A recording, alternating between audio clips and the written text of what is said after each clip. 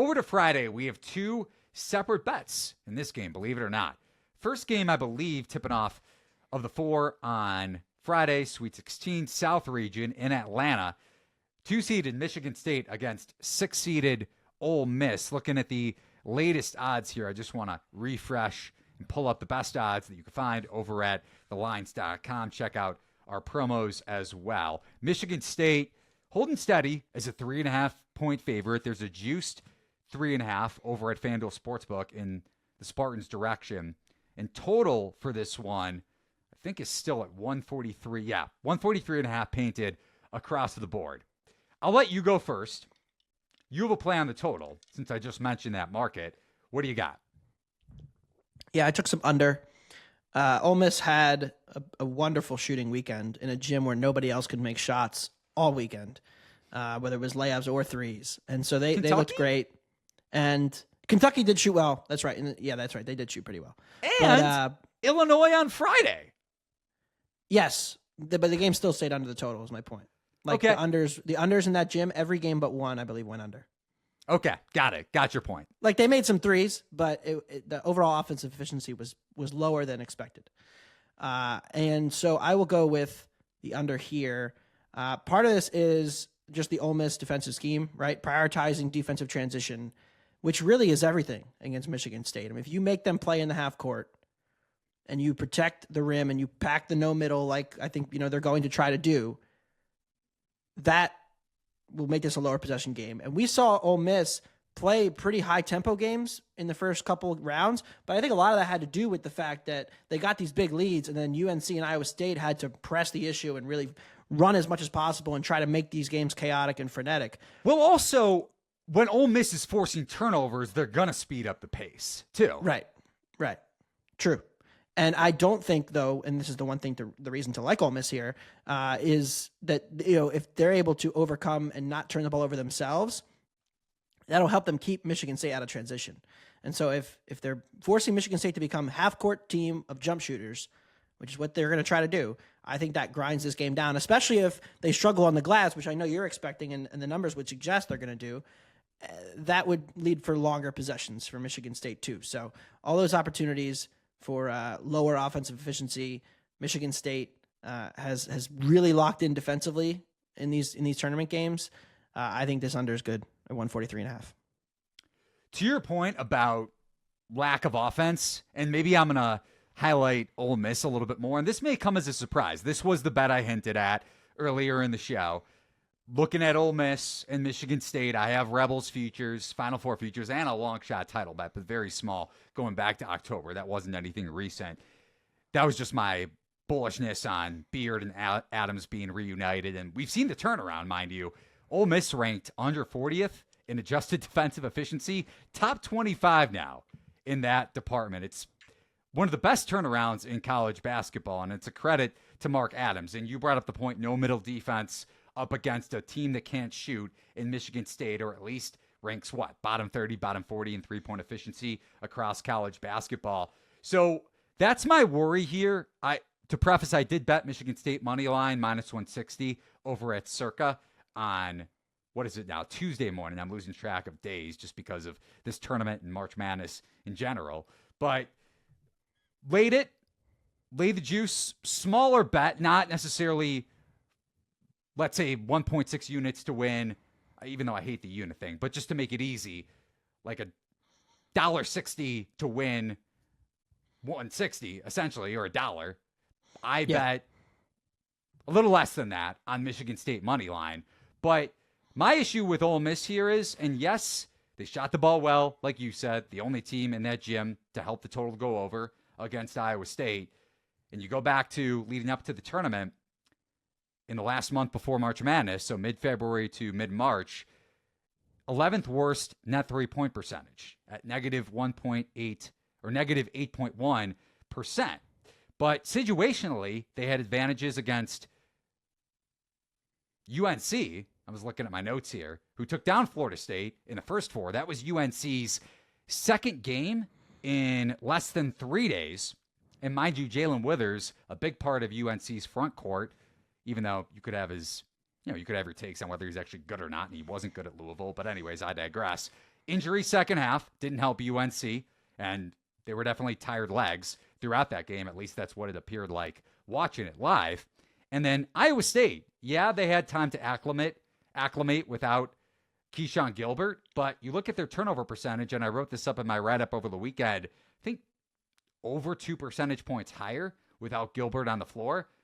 As I touched down with you when it comes to Ole Miss pushing the pace off of live ball turnovers, they turned Iowa State over enough. Rebounds weren't an issue. Well, against Michigan State, top 20 rebounding rate at both ends of the floor. So, Michigan State theoretically has the advantage to control the glass and run. You hit on it. Ole Miss's transition defense is good. Maybe that plays toward the under. But you go back to SEC play, and when Ole Miss was exposed against Auburn in 2 of those 3 games, they turned Auburn over enough in the SEC tournament.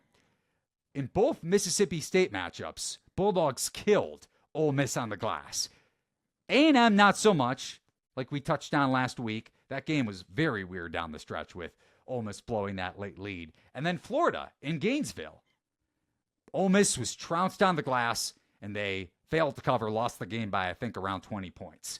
If Michigan State controls the glass, doesn't turn the ball over, which on paper shouldn't be a big issue, and they should control the boards. Again, theoretically, on paper, it didn't play out that way for Texas A&M against Michigan. We'll see what happens with Ole Miss, Michigan State. But I expect at least Michigan State to win this game outright, and that probably correlates with your under. Certainly. Now, you didn't seem enthused by the race to 10 on Ole Miss. I mean, obviously you bet Sparty, so you would hope they don't lose the race to 10. But what do you make of these slow starts? Because we've seen Michigan State come out both tournament games pretty flat. Do you think that's just 2-game sample, like don't overreact? Or are you kind of, not sure what to make of that team? Intuition-wise, I expect Sparty to have a better response from the beginning, just based on what we've seen the last 2 games. And also, I don't expect Ole Miss to shoot the lights out from the get-go in this game. Now, Iowa State won the first to 10 in the round of 32. Ole Miss won the first to 20 and never looked back. I think they might have... Iowa State won the first to 15 as well. I think Ole Miss was up 20-18 or somewhere in that ballpark, and then trounced them the rest of the way. Never really let Iowa State back into that game. So it's more intuition, but if Ole Miss isn't shooting as well from the get-go, which I don't expect them to, they could take care of Michigan State's defense if regression happens. I will say that, but at the same time, I expect the Rebels to regress from 3 after what we saw in Milwaukee. So that's my take on it. I don't expect Ole Miss to shoot as well from the opening tip. And if Michigan State is rebounding off of those misses and maybe speeding things up, even though on paper Ole Miss grades out pretty well with their transition defense, like Maryland, actually, by the way, going back to our Florida-Maryland conversation, Maryland in the 84th percentile on a points per possession basis in transition defensively on synergy. That's my case for not necessarily Michigan State first to 10, but at least not taking Ole Miss first to 10. Yeah, I'm debating if I want to put my unbeaten 2-0 race to 10 record on the line. So stay tuned to my Twitter page. I have to decide who my Thursday or Friday bet is going to be. I haven't locked it in yet, but Ole Miss is certainly among the favorites to be my race to 10 pick of the day. So you just ignore my argument and just go back to No. I'm kidding. If you had endorsed it, I was going to bet it right now. But now I got to think about it some more. So I'm going to get the conglomerate together and see what we can muster up. If you had another race to 10 bet, I'm curious. As you said, Michigan. You gotta get in the lab, as the kids like to say, and crank this one out. But anything off the top of your head of the games we discussed, or up until the nightcap in the 4-game slate on Friday? Michigan. Right? Because how many times have we seen this? Nobody knows what's going on with Auburn. I don't know how to handicap that game. I think it could go a variety of different ways. I don't really trust either team, but that screams game where Auburn comes out and it's 10-4 Michigan within 10 minutes or within 5 minutes, and then all of a sudden Auburn makes their big run at some point when they wake up. Kind of similar, really, to what happened with Creighton and even Alabama State, who was was giving them the business for about 10 to 15 minutes of that game before Auburn made their late first half run. I kind of think Auburn, they just haven't looked fully locked in. And you could say that's a lot of different things. Maybe they're not as good as they were, and we just don't know it yet. But so you don't think they Michigan, turned it on in the Michigan second half? screams the team. No, they did. They did against Creighton for sure. Like they played much better defense in the second half against Creighton than they did in the first half. Creighton got a lot of good looks in that first half from three. And, Creighton, I don't know exactly. I have to look, but I think Creighton did win race to 10. If not, they led most of the first half. And so I think Michigan could do the same thing. They would be my team. And they're probably going to be great odds. You'll probably get plus 150 on Michigan. I haven't looked, but. See, that's the tough part about it.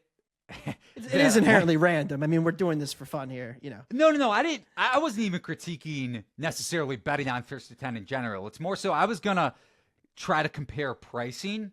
But, like, if you compare Auburn's first two games against, well, this spread is similar to Creighton. So I am curious to see if we could go back and look up first to 10 pricing on Creighton, because I'm wondering if it's Michigan is a shorter dog by a point, and there are some 9.5s juiced in Michigan's direction. But I'm wondering how much shorter is Michigan first to 10 based on the fact that Creighton, as you said, maybe they did or didn't. We need to dig into the time codes on whether Creighton got to first to 10 or not, but they certainly led for most of the first half.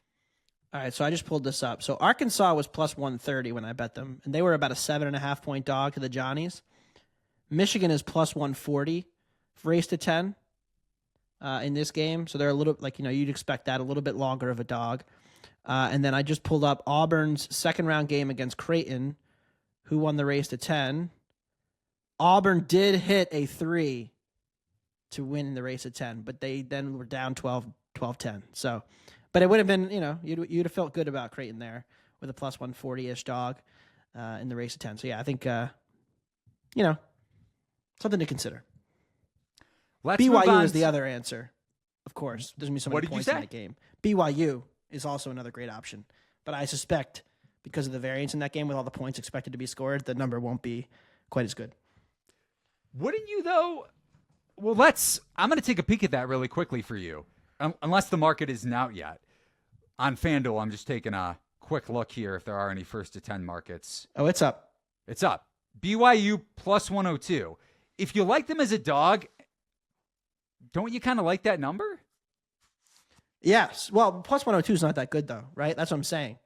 Like, they're not getting you as much love there. Like, you would think a 5.5 point underdog should be like plus 115. But they're only plus 102. I think the market's like, hey, there's going to be 180 points in this game. The first 10 aren't as valuable. So, I don't know. Again, we're not exactly pretending to have a big edge on the, I'm not going to go on Twitter and be like, I've cracked the code on sports gambling. I figured out how to beat the books. It's the race to 10 bets. No, this is just a fun sweat. But yeah, BYU, Michigan, and an Ole Miss are the three that I'm probably considering. Next thing you know, Anthony is going to have a tout service on first 10 Next bets. thing you know, baseball's back Thursday. Stay tuned for my Nerfies, Tout Anthony DeBundo is where you can find him on X. Yeah.